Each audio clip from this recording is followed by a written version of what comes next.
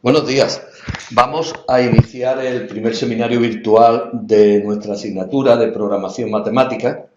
Decirle que había aproximadamente unos 40 alumnos que os habéis conectado esta mañana aquí y que está también presente en este seminario virtual vuestra profesora Beatriz Rodríguez, que fue la que inició el curso. Lo digo por si queréis hacer alguna pregunta tanto a la profesora Beatriz como a mí, pues lo podéis hacer a través del chat. Normalmente, claro, como estamos hablando, hablar y contestar al chat a la vez es complicado. Entonces, lo que hacemos es que si hay alguna pregunta o algo, pues o bien la profesora Beatriz os contesta o bien paro yo en un momento y contestamos y tal, pero que lo haremos de una manera lo más informal posible y lo más eficaz también. También deciros que en el caso de que a partir de ahora no se escuche mi voz, pues me lo debéis de indicar en el chat. Es decir, puede ser que haya algún problema de desfase entre lo que yo estoy hablando y lo que os llega en el chat. Yo espero que este desfase sea lo mínimo posible, pero en principio, si se debe de escuchar mi voz, al igual que se escuchaba el vídeo este que os he puesto, pero insisto, si en algún momento pues le damos con el brazo y desconectamos el chat o cualquier problema, por favor nos lo indicáis para que nosotros pongamos remedio sobre esto. Bien, vamos a ver, respecto a lo que va a ser el seminario virtual, como ya os indicaba ayer, en la plataforma Moodle va a tener dos partes. En una primera parte será algún ejemplo o algún ejercicio sobre la materia que hemos estudiado hasta ahora y después lo que haré será introduciros lo que vamos a empezar en esta semana, lo que empezaremos ya en la clase de mañana. Si recordar que hasta ahora nosotros hemos visto la convexidad de conjuntos y funciones, hemos planteado un modelo de programación matemática y después hemos resuelto gráficamente pues algunos problemas de optimización, aquellos en los que podíamos dibujarlo, es decir, eran problemas con dos variables. Y después, en la lección segunda, ya hemos empezado lo que es propiamente la asignatura, pues viendo la programación sin restricciones y la programación con restricciones de igualdad. Esto fue lo último que vimos en la última clase y, como veréis, ya en la próxima empezaremos a ver con restricciones de desigualdad. Esto será, digamos, como digo, objeto de la primera parte de este seminario. Vamos a hacer un ejemplo sobre la lección 1 y dos ejemplos sobre la lección 2. Y después ya pasaré a resumir un poquito lo que es la clase de mañana. Bien, un ejemplo vamos a hacerlo sobre la lección 1.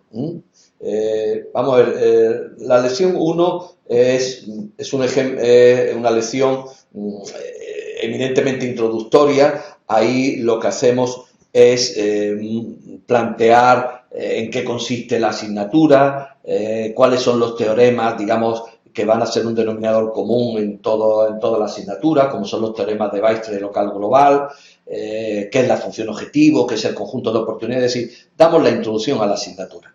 Fijaros que el ejercicio que vamos a hacer ahora de manera muy rápida, porque lo voy a hacer en un momento, esto ya casi lo sabéis resolver vosotros, es un ejercicio de un problema con dos variables y tiene ahí 4 restricciones. Mirad, lo he presentado de dos maneras porque la primera forma, esta primera que estoy señalando aquí, es una forma muy normal de presentar un modelo de programación no lineal. Entre otras cosas porque ocupa poco espacio en la pantalla, pero es una manera muy formal. Nosotros casi siempre utilizamos esta segunda. Vamos a intentar resolver este ejercicio, siempre lo vamos a hacer con el programa Matemáticas y sería este que tenemos aquí. Bien, para resolver geométricamente un problema ya lo sabéis. En primer lugar, vamos a ver lo que se suele denominar características del problema. Características del problema. Cómo es el conjunto de oportunidades, cómo es la función de objetivo. Después aplicaremos los teoremas de Weierstrass y local global y después resolveremos gráficamente el ejercicio. Mirad, deciros que los 3 ejercicios que vamos a hacer aquí en este seminario, este primero y los otros 2 que haremos sobre la lección 2, no son ejercicios fáciles. No he buscado ejercicios tontos y tal, son ejercicios que tienen alguna peguita, alguna pega. Bien, vamos en primer lugar a ver las características del problema. La función objetivo. ¿Cómo es la función objetivo? Bueno, pues la función objetivo lo primero que hago es definirla. Defino mi función objetivo. Esta función objetivo, como veis, le llamo f. Le llamo f, es una función de dos variables, es y menos x menos 1 al cuadrado. Voy a introducirla, a cargarla en mi ordenador. Después voy a cargar mateco porque voy a utilizar la función hessiana y calculo los autovalores de la matriz hessiana de la función. Fijaros que los autovalores de la matriz hessiana de la función me salen uno negativo y otro nulo. Uno negativo y otro nulo. ¿Eso qué significa? Pues significa que la forma cuadrática es semidefinida negativa. Es decir, que la función objetivo es una función cóncava. Bien, a partir de aquí, pues ya tenemos vista la primera parte. Vamos ahora a lo que es algunas curvas de nivel de esta función. Voy a pintar 50 curvas de nivel en estos intervalos, menos 4, 9, tanto para x como para y, y a esas 50 curvas de nivel le voy a llamar C1, para más adelante unirlas a el conjunto de oportunidades. Fijaros las curvas de nivel que no se cierran, sí, no dan lugar a ningún punto en principio óptimo. Es una función que carece de puntos óptimos. Veis que el gradiente va hacia arriba, es decir, cada vez que subo hacia arriba el gradiente va a más y hacia la derecha y hacia la izquierda va a menos. Y estas serían algunas curvas de nivel de la función objetivo. Vamos al conjunto de oportunidades. En primer lugar, dibujo el conjunto de oportunidades. Siempre lo debo dibujar en los mismos intervalos de x y que he dibujado antes la función objetivo, para así poderla situar una en lo alto de otro. Y una vez que tengo definida, ahora defino la curva de nivel x más 2y igual a 8 y 4x cuadrado más 9y cuadrado igual a 36. Ya os comentamos que esta es, digamos, poner el conjunto de oportunidades un poquito más bonito, pero lo que me interesa es el primero, el que he llamado aquí C2. Esta es la región C2. Lo que pasa es que con estas dos funciones que acabo de pintar se ve más bonito C2 y realmente el conjunto de oportunidades pues queda estéticamente mejor. Bien, ¿cómo es el conjunto de oportunidades? ¿Es cerrado? Pues sí, es cerrado porque está definido por restricciones donde toda ella aparecía el signo igual, menor o igual o mayor o igual. ¿Es acotado? Pues sí, vemos que lo he podido dibujar entero en la pantalla de mi ordenador, pero no es convexo. Fijaros que un punto que fuese de aquí hasta aquí, el segmento que lo une, se sale de la zona sombreada. Por lo tanto, es un conjunto de oportunidades cerrado, acotado y no convexo. Vemos entonces los teoremas si se verifica. El teorema de Weierstrass. Pues bien, como el conjunto de oportunidades cerrado y acotado, sí se verifica el teorema de Weierstrass. Por lo tanto, significa que este problema posee al menos un máximo y un mínimo globales. ¿Y el teorema local global? Pues el teorema local global no se verifica, ya que el conjunto no es convexo. Por lo tanto, cualquier óptimo que yo obtenga, sea máximo o mínimo local, recordad que los óptimos que yo obtengo siempre son locales, no tiene por qué ser global. Por tanto, visto ya, vamos a la resolución del problema. Fijaros, en la resolución del problema voy a pintar todo, absolutamente todo, tanto el conjunto de oportunidades como las curvas de nivel de la función objetivo. Y a partir de este momento hay que ir buscando dónde hay posibles puntos óptimos. Fijaros que por aquí debe de haber alguno. El valor de la función aquí será la que sea, pero cuando me muevo hacia acá, el valor de la función objetivo aumenta. El gradiente va en este sentido. Luego aquí tengo un mínimo local. Por aquí parece la existencia de otro mínimo local. Y fijaros que la existencia de un máximo pues debe estar aproximadamente por aquí. Para ver el valor exacto, y ahora ya me salgo de lo que yo realmente le exigiría a ustedes en un examen, voy a dibujar una figura de la siguiente manera. Fíjense, voy a poner a llamar aquí punto máximo, aquí vamos a llamar punto mínimo, voy a llamar aquí a la función, voy a llamar C sub esta curva y voy a pintar todo esto. Fijaros que el conjunto de oportunidades ha quedado exactamente igual que estaba, pero las curvas de nivel de la función objetivo solamente aquí he pintado 2, aquí he pintado 2, aquí he pintado 3. Bien, ¿cómo lo he hecho? Bueno, en definitiva, lo que quiero aquí expresar es que cuando estoy en este punto, el valor de la función objetivo en su entorno, y me sitúo en una curva de nivel a la izquierda, es más chico que en este. Por lo tanto, ¿qué significa? Que aquí tengo un mínimo. El valor de la función objetivo aquí es más chico, no es más grande que en este, luego aquí tengo un mínimo. Aquí pasa exactamente igual. El valor de la función objetivo aquí será el que sea, pero cuando me sitúo para acá, como el gradiente está mirando para allá, el valor de la función objetivo es más grande. Luego aquí tengo otro mínimo. Mientras que aquí tengo un máximo. El valor de la función objetivo aquí será el de la curva de nivel que pasa por él, y en un punto de su entorno admisible, es decir, un punto que esté por aquí, el valor de la función objetivo es más chico. Luego aquí tengo un máximo. Por lo tanto, tengo dos mínimos locales y un máximo local. El teorema de Dijkstra afirmaba la existencia de al menos un máximo y un mínimo globales.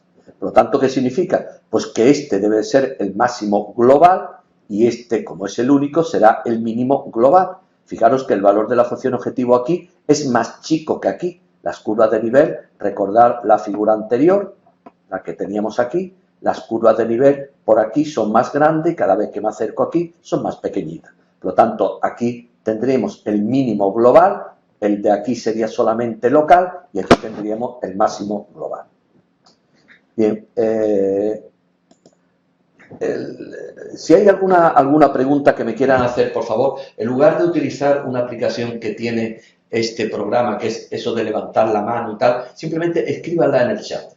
Escriben en el chat la pregunta y nosotros os contestamos en cuanto veamos la pregunta que se ha hecho. Bien, este sería el primer ejercicio que yo quería resolver de programación sobre la lección primera y nos pasamos ya a la lección segunda. La lección segunda, el ejercicio que les planteo es demostrar que un punto es un máximo local de una función. Un punto es un máximo local. Fijaros que es una función un poquito complicada. Es una función que cuando yo calculo el gradiente y lo igual a cero, matemática no va a ser capaz de obtener ningún punto. Pero sí puede comprobar que un punto es o no máximo local o en general punto óptimo, es decir, verifica las condiciones de primer orden y después ver que ese punto es máximo. Y eso es lo que nos pide el problema. Es decir, el problema no me pide que calcule todos los máximos y mínimos de esa función, sino que compruebe que un punto es máximo. Vamos de nuevo a irnos a nuestros ejercicios que tenemos aquí y vamos a coger este ejercicio. Fíjense que el ejercicio lo que me pide es eso, justificar que este punto es un máximo. ¿Cómo lo vamos a hacer? Bueno, en primer lugar, a mí me conviene aquí coger y reiniciar mi ordenador, hacer lo que hemos llamado siempre un quit. Después defino mi función. La función es x por y elevado a sexta por e elevado a x más y. Recordad que el número e es este que lo he cogido de la correspondiente paleta, o bien, si no quiero cogerlo de la paleta, escribo e mayúscula y es exactamente igual. Escribí en mayúscula, matemática va a entender que me estoy refiriendo al número e. Vamos a dejarle esa e mayúscula ahí. Entonces, defino la función en mi ordenador, cargo el paquete mateco para poder utilizar y vean ustedes, en lugar de hacer el solve gradiente igual a 0, hago el gradiente en menos 1 menos 6. Entonces, si menos 1 menos 6 es un punto máximo, tiene que anular al gradiente, porque tiene que ser un punto candidato. Entonces, ¿qué significa? Pues que si esto se anula, como se acaba de anular, es que este punto puede ser óptimo. Es un punto candidato. Imaginaros que en lugar de poner de poner este punto, el menos 1, 6, yo pusiera el menos 10, 6.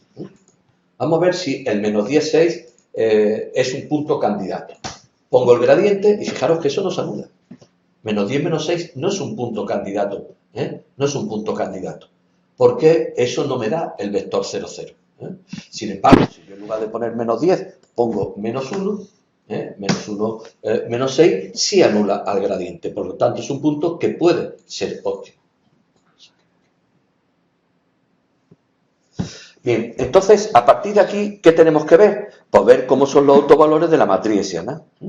Ver cómo son los autovalores de la matriz hessiana, ya que los autovalores de la matriz hessiana pueden ser que en ese punto va a haber, por ejemplo, ni cóncava ni convexa, y por lo tanto sería un punto de silla, etcétera. Fijaros que los autovalores de la matriz hessiana me salen los dos negativos. ¿Eso qué significa? Que la función es cóncava en este punto. Es decir, el punto es un máximo. Luego ya tenemos justificado que el punto es un máximo local de la función. ¿Sí? Ven ustedes que ya habríamos terminado. No obstante, como en esta lección también hemos hablado algo sobre métodos numéricos, le he puesto aquí unas cuantas cosas sobre métodos numéricos que, bueno, que pueden ser interesantes. Por ejemplo, vamos a utilizar la función n-maximice. Y n-maximice, vean que me da directamente menos 1 menos 6, con un valor de la función objetivo de 42 y pico, está bien. La función fin máximo, pues también es capaz de obtener menos 1 menos 6. Sin embargo, las tres funciones de Mateco, descenso gradiente, Newton y DFP, alguna de ellas fallaba, recuerdo. Vamos a ver. Descenso gradiente lo hace muy bien. Vean que en 3 iteraciones ha llegado al punto, al menos 1 menos 6. El método, la función Newton no es capaz de obtenerlo. Obtiene aquí un punto en una iteración que no es nada. Sin embargo, la función DFP sí lo obtiene, pero peor que descenso gradiente. Vean que me llega al menos 1 prácticamente, esto es prácticamente menos 1, menos 6, pero tarda 8 iteraciones, mientras que la función descenso gradiente en 3 iteraciones ya había llegado al último. Me pregunta Beatriz, profesor, en algunas partes se ve la pantalla por la mitad. En algunas partes se ve la pantalla por la mitad. Desconozco exactamente lo que me estás diciendo. Puede ser que haya algún desfase entre... va un poco retrasado la imagen y el sonido. Sí, vale. Eso puede ocurrir por problemas de los wifi de la UMA, que no son tan buenos como quisiéramos. Entonces lo que voy a hacer es hablar un poquito más bajo, más despacio, para que no exista ese desfase entre lo que yo estoy hablando y lo que ustedes están viendo en la pantalla. Vale, muchísimas gracias por indicarme esto. Bien, entonces vamos a irnos de nuevo a nuestra pantalla. Vamos a irnos de nuevo a nuestra pantalla, a una presentación en PowerPoint que les he preparado aquí, y vamos a ver el enunciado del segundo ejemplo que vamos a hacer sobre la lección 2. Es un ejemplo que está en la línea de interpretar el multiplicador de Lagrange. Recuerden que los ejercicios sobre la lección 2 los resolvíamos de dos formas. Una era de manera directa, es decir, lo que llamábamos el método de sustitución. Vamos a ver, despejar una variable o dos variables, es decir, alguna variable en las restricciones y sustituirla en la función objetivo. Este método ya lo criticamos porque a veces tenía algunos fallos.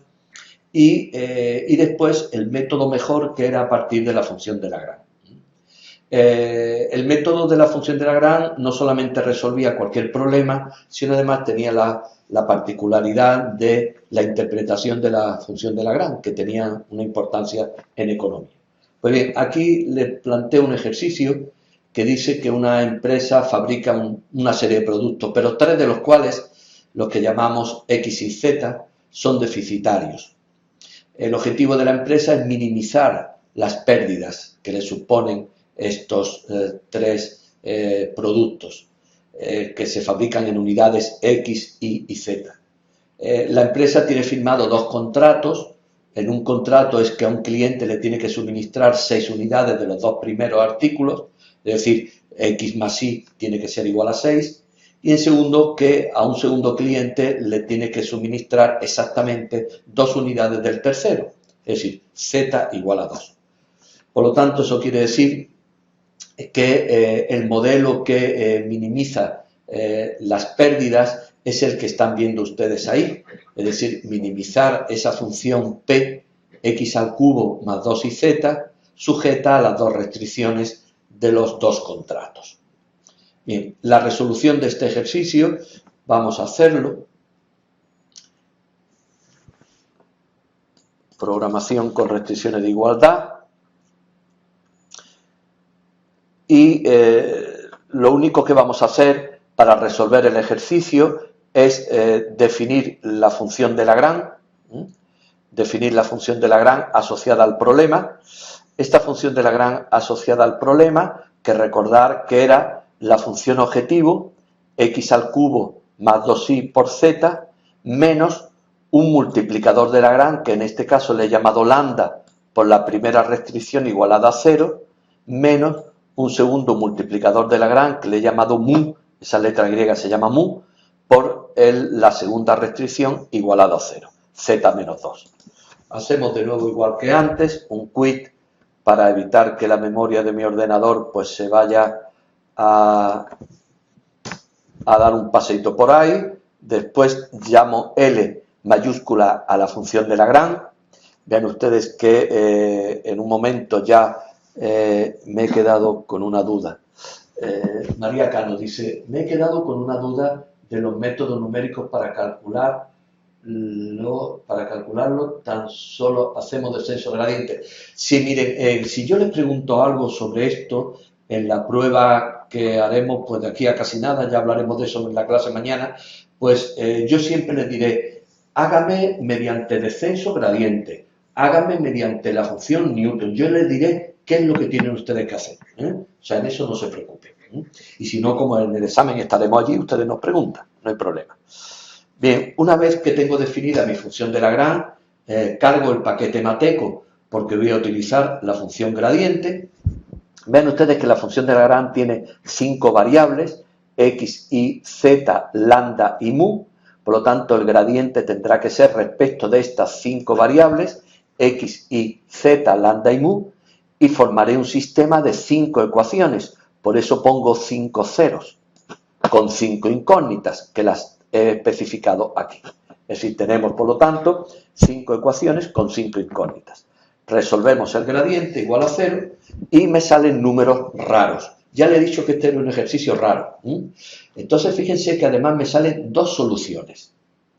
De estas 2 soluciones que me salen, que tienen ustedes ya ahí sobre su pantalla, vean que la primera me sale un valor negativo. La primera me sale un valor negativo. X igual a menos 2 partido por la raíz de 3. Entonces, ¿eso qué significa? Pues cantidades negativas. No tiene ningún sentido que en un modelo económico las cantidades sean negativas. Por lo tanto, ¿qué significa? Que esta primera solución, la que aparece aquí en esta primera línea, voy a pasar de ella, me olvido de ella. Me quedo solamente con la segunda. En la segunda aparecen números raros. Voy a obtener el valor numérico de estas 2 soluciones y ya las tengo aquí claramente debajo. Es decir, el valor numérico lo que me va a dar es la aproximación. Recuerden que matemáticas siempre trabaja en modo exacto, y que cuando yo le dé el valor numérico me lo va a dar con unas cuantas cifras decimales, en este caso con 4 cifras decimales. Como le he dicho antes, paso de la primera solución, me quedo solamente con esta segunda solución, que es la que tiene valores no negativos. La he especificado aquí en rojo y ahora ya vamos a aplicar los criterios que conocemos sobre la resolución de los problemas con restricciones. Estos 2 puntos, o el punto que tengo señalado, que hemos quedado que es el único que me voy a quedar, para que sea candidato a máximo, la matriz jacobiana de las restricciones en ese punto tiene que tener un rango completo. Llamo J la matriz jacobiana, y vean ustedes una cosa curiosa, que no la he evaluado en el punto. La he evaluado en cualquier punto. Fíjense que la matriz jacobiana es de una función lineal. La derivada de las funciones lineales son números y por lo tanto evaluados en el punto me va a dar exactamente igual. Si quieren ustedes lo podríamos evaluar en el punto, es decir, coger aquí este punto, copiarlo y llevármelo abajo y evaluarlo en el punto y me va a dar, como digo, exactamente el mismo resultado. No, cuando una cosa sepa yo que me va a dar el mismo resultado, es una tontería, una pérdida de tiempo, pues tener que hacer toda esa operación. Por lo tanto, me sale la matriz 1, 0, 1, 0, 0, 1, que claramente es de rango 2. No obstante, si quiero hacerlo, le digo que calcule el rango de lo anterior, para eso se le pone tanto por ciento, y matemática me va a decir que el rango de la matriz anterior es 2, es decir, es el rango máximo que puede tener. Les recuerdo que esa matriz tiene 3 filas y 2 columnas. Su rango máximo es 2. Les recuerdo también que a esa matriz le hemos llamado J. Vamos a ver si, por lo tanto, ya en este momento ya podemos decir que el punto S 1,15, 4,82 es un punto candidato a óptimo. A partir de este momento voy a calcular la matriz hessiana, a ver si tengo en el punto, a ver si tengo la suerte de que sea definida. Calculo sus autovalores, los autovalores de la matriz hessiana, y me salen uno positivo, otro negativo y otro positivo. Es decir, los autovalores de la matriz hessiana me dicen que la matriz hessiana es indefinida. Es decir, tengo que clasificar la forma cuadrática restringida. Utilizo el método de la matriz orlada, aquí la tienen ustedes escrita abajo, calculo esa matriz, les recuerdo que la matriz orlada era de la matriz hessiana menos una incógnita, que aquí le voy a llamar M, por la matriz identidad del mismo orden que H, que es 3, y la traspuesta de la matriz jacobiana. Y resuelvo ahora el determinante de la matriz orlada igual a 0, donde la incógnita sea M. ¿Eso qué significa? Que voy a resolver una forma cuadrática restringida y si esa forma cuadrática restringida me sale definida positiva, es decir, el valor de M me sale positivo, significará que la función que el punto anterior es un mínimo y por lo tanto estaremos en el contexto, en el entorno del ejercicio, en la interpretación de lo que queríamos hacer era minimizar esa función de pérdida. Entonces nos sale 3,4641, es decir, es un valor positivo y por lo tanto el punto anterior es un mínimo. ¿Cómo podemos interpretar los valores del multiplicador de Lagrange en el mínimo? Fijaros que los multiplicadores de Lagrange eran dos. Uno era lambda igual a 4 y otro era mu igual a 9,69, casi 10, para entendernos, 4 y casi 10. Bien, ¿cómo podemos interpretarlo esto? Fijaros de qué manera lo he hecho. En primer lugar, he utilizado la función nminimice con los datos del problema. Función objetivo, x al cubo, más 2iz, primera restricción, x más y igual a 6, segunda z igual a 2. La función nminimice. Y me da el mismo resultado que hemos obtenido antes. Con un valor de la función objetivo de 20 y pico, casi 21. Ahora, ¿qué significa que lambda sea igual a 4? Lambda estaba asociado a la primera restricción. Si yo cojo la primera restricción y el término independiente, que era 6, pasa a tener el valor 7, lo incremento en una unidad, en teoría, ¿cuánto se debe de incrementar la función de pérdida? ¿Cuánto debemos de perder? Pues como lambda vale 4, debe de incrementarse en 4 unidades el valor de la función objetivo, es decir, debería ser 24 y pico. Vamos a ver qué nos sale. Calculamos con la función nminimice y efectivamente me sale que el valor de la función objetivo, en este caso, cuando hemos incrementado una unidad, el término independiente, se ha incrementado y ha pasado de 20,92 a 24. Sí, exactamente 4 unidades. Esa es la interpretación de lambda igual a 4. ¿Cómo lo interpretaríamos el segundo multiplicador de Lagrange, que casi es 10?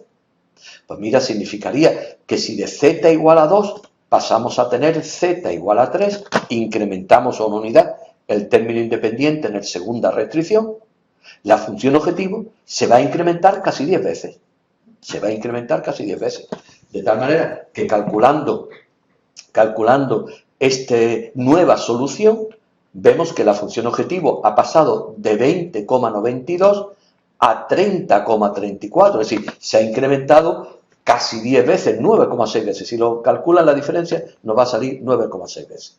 Esa sería la interpretación de los multiplicadores de Lagrange en este ejercicio. Bien, esto sería lo que yo quería ver, que considero de repaso de esto. Veo que la profesora Beatriz Rodríguez está muy callada, no dice nada. Perfecto. Dice que perfecto, pues mira que bien. Bueno, y ahora daros una pincelada de del mini vídeo que deberíais de veros para que la clase de mañana pues funcionara bien. Entonces, lo que he hecho aquí es cogerme el fichero que utilizamos para hacer el mini vídeo. Este es un fichero en matemática que se llama programación con restricciones de desigualdad con matemáticas, y simplemente lo que voy a hacer es relataros en qué consiste este mini vídeo para que lo veáis vosotros despacio, y sobre todo en qué cosas debéis de prestar más interés que esto. Carlota me pregunta: ¿hay que comprobar siempre en el minimice utilizando un valor más o un valor menos del mínimo? No, mira, imaginaos que yo os pongo ese ejercicio en un examen y os digo que interpretáis el valor del multiplicador de Lagrange. Ustedes lo que me tendrían que decir es: un multiplicador de Lagrange igual a 4 significa que si el primer recurso, que valía, no sé lo que valía, creo que era 2, no sé, pues se incrementa en una unidad, entonces la función objetivo se incrementa 4 veces esa unidad. Eso es lo que me tendrían que escribir a máquina, es decir, al ordenador, me escribirían eso, y con eso ya está más que justificado. Si además quisieran ustedes utilizar la función n-inicio o lo que sea para de alguna manera atestiguar lo que me están diciendo, perfecto, pero en principio no tendrían que hacer ustedes tanto lío como hacemos nosotros, porque nosotros lo que hacemos no es contestarle a ustedes, es explicarle a ustedes una materia, y por eso pues damos más cosas de lo normal. Bien, como les decía antes, el mini vídeo que van a poder ver de programación con restricciones de desigualdad con matemáticas tiene varias partes que sería muy interesante que las miráramos. Primero, ¿qué funciones vamos a utilizar? Eso ya lo verán ustedes. Después vamos a definir el problema. Bueno, definir el problema es simplemente en qué consiste un problema de programación con restricciones de desigualdad. Un problema de programación con restricciones de desigualdad consiste en maximizar o minimizar. Nunca hablaremos de optimizar, siempre hablaremos de calcular máximos o calcular mínimos. En este caso, verán ustedes que yo siempre se lo planteo como modelo de máximo. Una función cualquiera, aquí de n variables, y sujeta a un montón de restricciones de desigualdad. Así que vean que la diferencia con el modelo anterior es que en el modelo anterior las restricciones eran de igualdad y ahora son de desigualdad. Además, verán ustedes que siempre las pondremos en un sentido. Si el problema me las da en mayor, yo les cambiaré de menor, multiplicando por menos 1. Siempre las pondremos todas de menor o igual.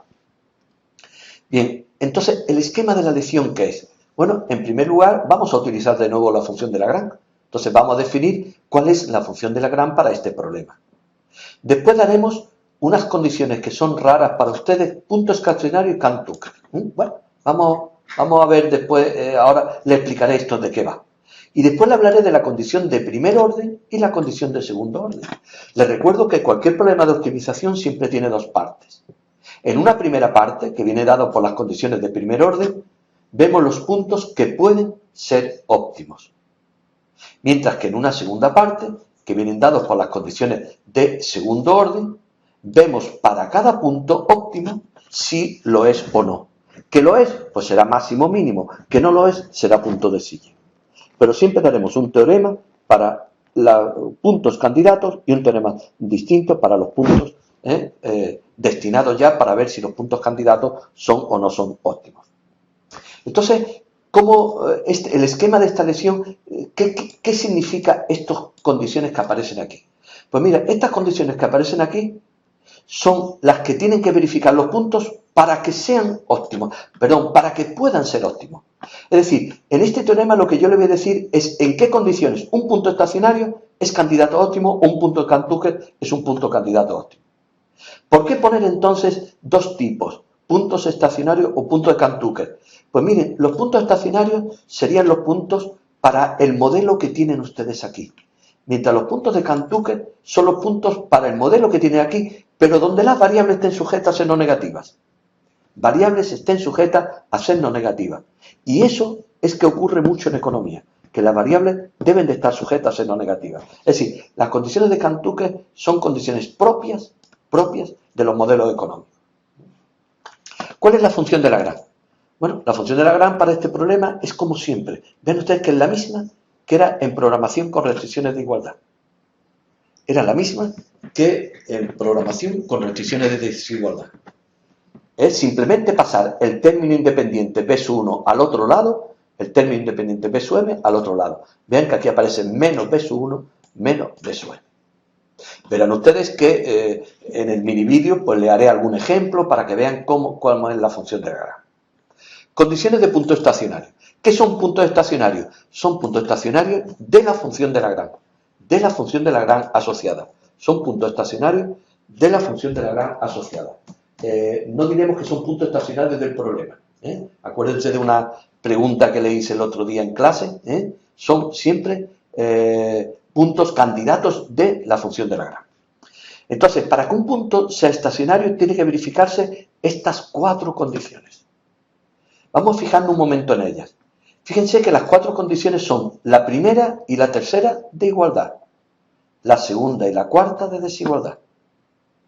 La primera me dice que la derivada de la función de Lagrange respecto de las variables del problema, respecto de las x, variables del problema, tiene que ser 0. Pero mediante de los multiplicadores de Lagrange tiene que ser mayor o igual que 0. Mayor o igual que 0.